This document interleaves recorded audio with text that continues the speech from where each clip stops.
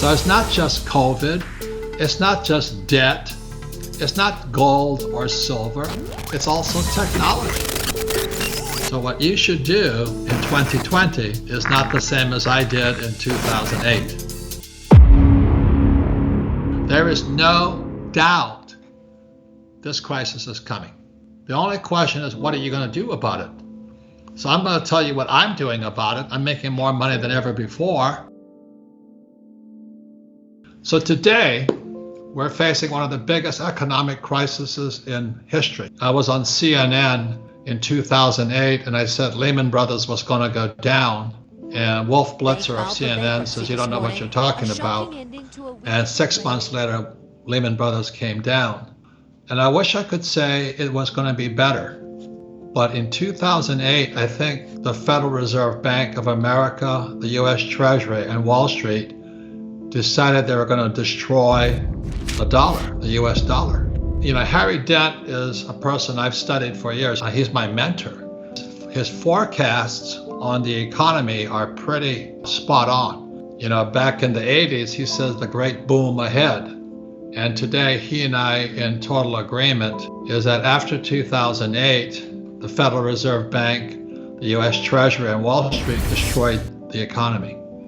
And then COVID hit, and now we're facing the biggest financial crisis in world history. You know, Harry and I both agree that a major crash is coming. It hasn't hit yet, but it's coming.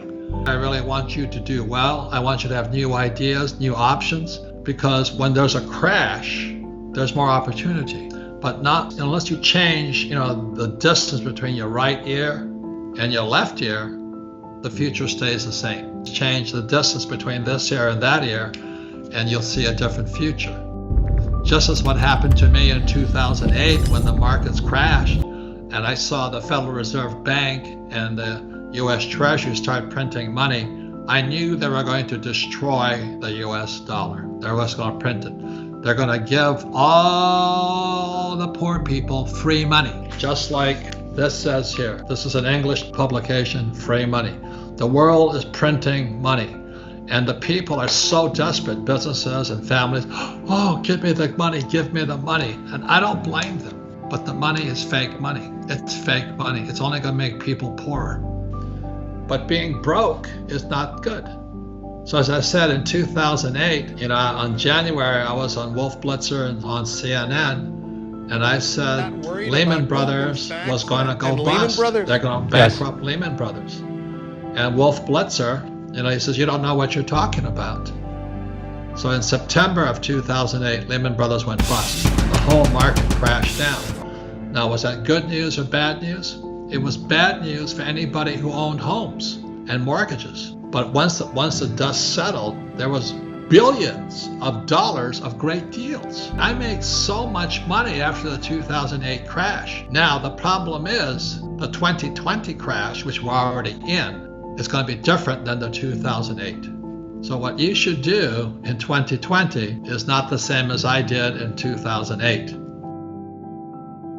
So anyway, that's why I'm very excited, and I just watched what's going on in technology. You don't need people today. And it's no different than the pilots. People are going to not travel, but we haven't needed pilots for about 10 years now because our drones are flying overhead and stuff like this. So the idea of going back to school and getting that, old ideas. So if you're ready for new ideas, that's what the crisis program is about. I'm not saying I'm right or wrong. I'm saying this event is coming. We are going probably into a depression. Millions will lose their jobs. The Bank of England, the Bank of Japan, the Federal Reserve Bank, the Reserve Bank of Australia, they're all going to print money. So that's what I'll be talking about. Now, Harry will disagree, but we both agree we're in serious trouble. This is why you need to listen to different people, is because what Harry says to do and what I say to do are different. It's the same event. So Harry will probably say that gold's going to go to $1,000 an ounce. And I don't really care. My friend Jim Rickards, who wrote the book Currency Wars, is saying gold's going to go to 15,000 US. So somewhere in between there is the truth. So Harry says 1,000 US and Rickards says 15,000. And I don't really care because I started buying gold. Was I buying silver when I was 16 years old in Hawaii? And it's not how much per ounce it costs. The question is, how many ounces do you own? I'm happy to say I own thousands of ounces. It's in storage in different countries throughout the world because I don't trust my government. When Harry says it's going to go to $1,000 an ounce, it doesn't really affect me that much because my basis in gold is probably less than 600 an ounce. And my basis in silver is about $1. I think silver is going to go to $100 an ounce, and gold's probably going to be about 6,000 an ounce. But Harry would disagree with that. But the main reason I don't really care what the price is because most of my money comes from real estate. I travel the world, I own a lot of real estate. The reason I like real estate is not because I like real estate. Real estate is debt and taxes. In 2008, when the markets crashed, I bought $300 million worth of real estate. And the average person can't do that, but because I've been doing it for so long, I was able to do that. So today I own about 600 million in real estate, over $500 million. So my income just pours in. So the price of gold can go up and down, I don't really care. But the reason I do that is the more real estate I buy, it's free money. And there's a lot of it. The question is, what are you going to do with the free money? What this magazine says, the US government has printed more money in 1 month than the US government printed in 200 years. So this was July 2020. I feel for the people who are saving money because the US government's printing trillions. And still our school systems tell you to save money. Now, why would you save money? The Federal Reserve Bank and the Royal Bank of Aussie, the Bank of England are printing money. But I write because I'm really concerned. This is my latest book. It's called Who Stole My Pension? In America, it's called a 401k. In Aussie, it's called a superannuation. What's happening is Wall Street and the Federal Reserve Bank and the Treasury have looted our pensions. So all the old guys like me, they don't have any pension. Look at the state of California. They have the biggest pension plan in America is called CalPERS. It's the pension plan for school teachers, police officers, and firefighters. It's got no money in it. So what that means is, again, the Federal Reserve Bank and the Treasury will have to print more money. So if they print more money, what does that do to the price of gold and silver and Bitcoin? That's the question. So I'm not saying buy gold, silver, or Bitcoin, but I'd rather have that than the US dollar or the Aussie dollar or the British pound. Now, the biggest news of all was just recently, in the last few weeks,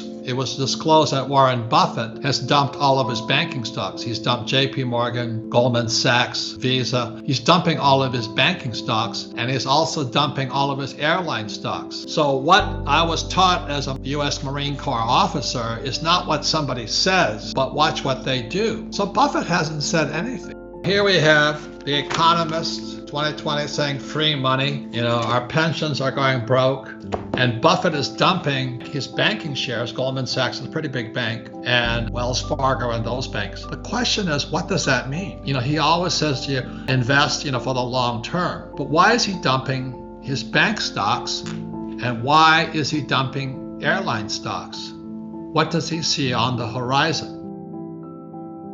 A couple of days ago, an American trucking company, truck builder, they announced they'll have a driverless truck on the road in America in 2021. Now, a driverless truck, what does that mean? That means there's 3 million truck drivers in the future who are out of work.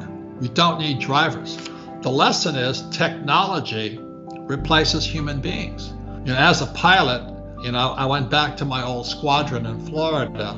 They don't need pilots in the airplanes anymore either. They're drones. The drones can fly by themselves. So you look at who's getting fired today are airline pilots. That's why Buffett's dumping airlines. All these pilots, they're losing their jobs. And what happens is little drones fly up ahead over there. You don't need a pilot for them. And our silly school system still tells you to go to school, get your PhD, and look for a job. Well, jobs are disappearing. So that's the future. That's the crisis. It doesn't have anything to do with COVID. It really has to do with technology also. Okay, so if you don't need pilots, so why would Buffett be dumping banking shares? You know why? It's because when they go to cryptocurrency, when the US dollar goes cyber, we don't need banks anymore. Think about that. I was just in China. I use my little iPhone and I don't need cash. So not only are pilots and truck drivers going to lose their jobs, so are the bankers. So the banker you go to on your little street corner, they're gone. All those little offices with like Wells Fargo Bank in America and Chase Manhattan, whatever the banks are, those bankers are out of work too. That's the crisis.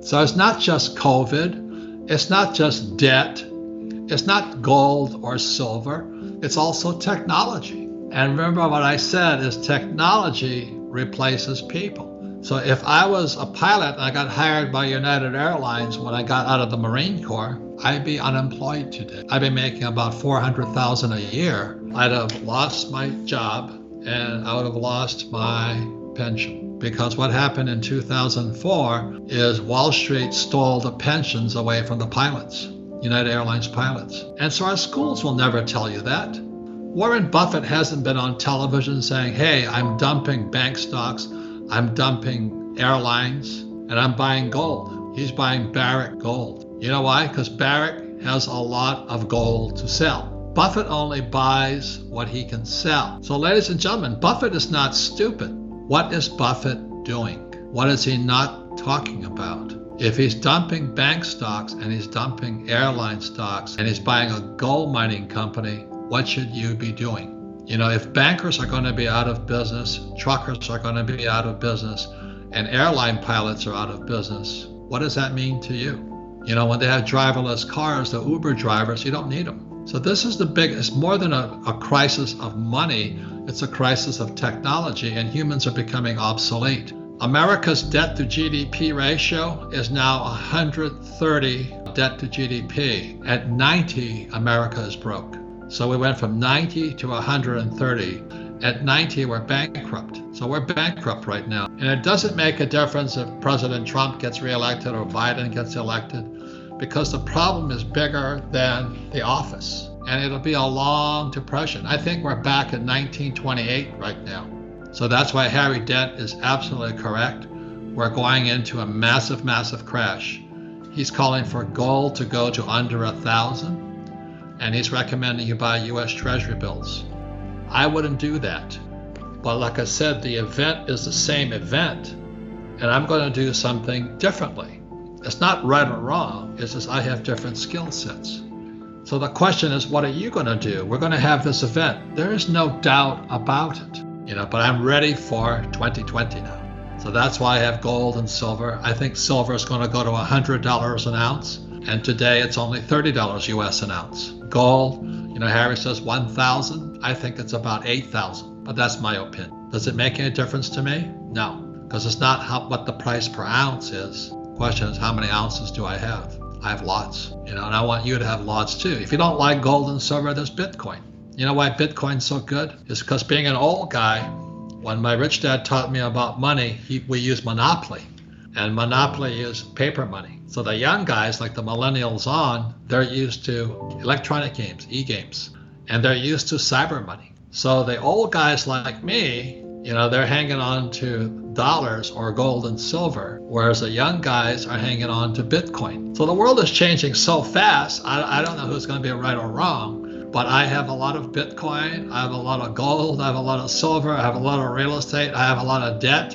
And I have businesses. I use debt as money. So one of the problems with having, like this here, here's my poor dad, PhD. What good does that do you? And the only reason I could borrow $300 million is because I had a strong financial statement.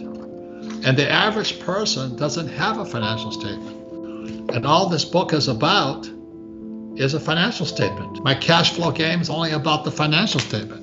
This here is the financial statement for my cash flow game. This is income, expense, balance sheet, asset and liability, and this is called the statement of cash flow.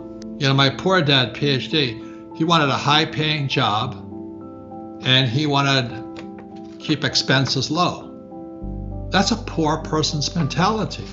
When I talk to my friends, we only talk about this here. It's called the balance sheet. Whereas poor and middle class talk about income and expenses. I mean, they're important, don't get me wrong, but the rich talk about the balance sheet. So I have assets after assets after assets, and these guys don't have anything.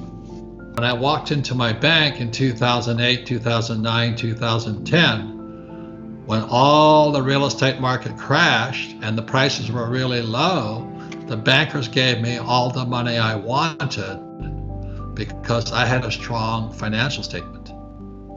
The average person, all they've got is that.